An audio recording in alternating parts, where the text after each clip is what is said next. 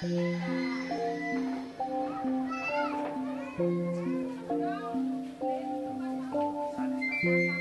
mag-asawang Ravilo sa bayan ng Cotabato ay masaya at mapayapang namumuhay sa kabila ng kanilang kapansanan at pagkakaiba ng relihiyon. Ako po si Ay Ravilo. Ang edad ko po ay 26. Ang trabaho ko ay masahista. Sa kasalukuyan, nagtatrabaho po ako sa Davao. Ako naman po si Reynaldo Ravilo. Galing po ako ng UPI at ako po ay 32 years old. Isa rin pong masahista. Pag-ibig nga naman ay hindi namimili ng relihiyon. Katulad ni Ginoong Rey ay isang Kristiyano, habang si Ginang Bay naman ay isang Muslim. Ngunit hindi ito naging hadlang sa kanilang pagmamahalan. Alam ko po na magkaibang relihiyon namin. Si Rey ay nagbalik Islam upang silang dalawa ni Bay ay makapagpakasal at makabuo ng isang pamilya. Pag ang partner mo is Islam, so mas mabigat yung Islam. Susunod ka talaga dun sa Islam.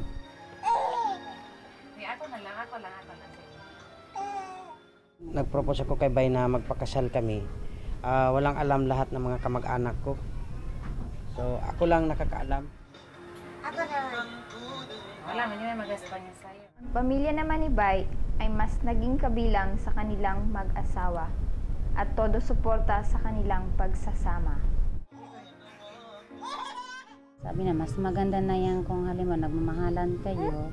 Kasi maganda rin magkaroon kayo ng pamilya para sila ang maging guide ninyo pagtanda ninyo. Hindi po sila naging hadlang sa aming pagmamahalan. Sa loob ng 6 na taong pagsasama, sila ay biniyayaan ng dalawang napakalusog at masasayahing anak, si Datu at si Bay Leia. Pinagtutulungan namin ni Bay dalawa na mapalaki namin yung anak namin na may takot sa Diyos at saka magrespeto sa kapwa.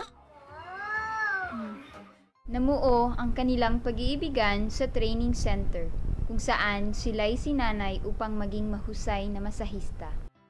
Siyempre nag-uusap-usap kasi hindi naman kami nakatinginan ng mga itsura, so nagpapakiramdaman lang kami sa mga pamamagitan ng mga boses, mga ugali.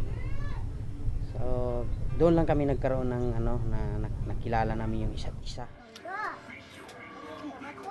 Hindi po maging hadlang ang kapansanan namin sa pagmamahalan kasi kahit sinong tao kung nagmamahalan, hindi tinitingnan ng itsura ng tao basta makaintindihan lang.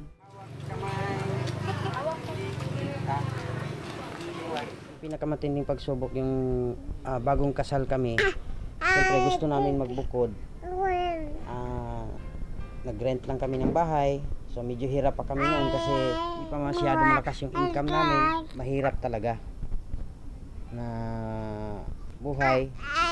Although ang daming gustong tumulong sa amin, pero pinapakita namin na kaya din namin yung sarili namin. Ang may papayo ko lang, hindi hadlang ang relihiyon. Dapat maghintindihan ng mag-asawa para mapayapa ang pagsasama ng isang pamilya. Ang tunay na pagmamahal, hindi nasusukat sa isang bagay.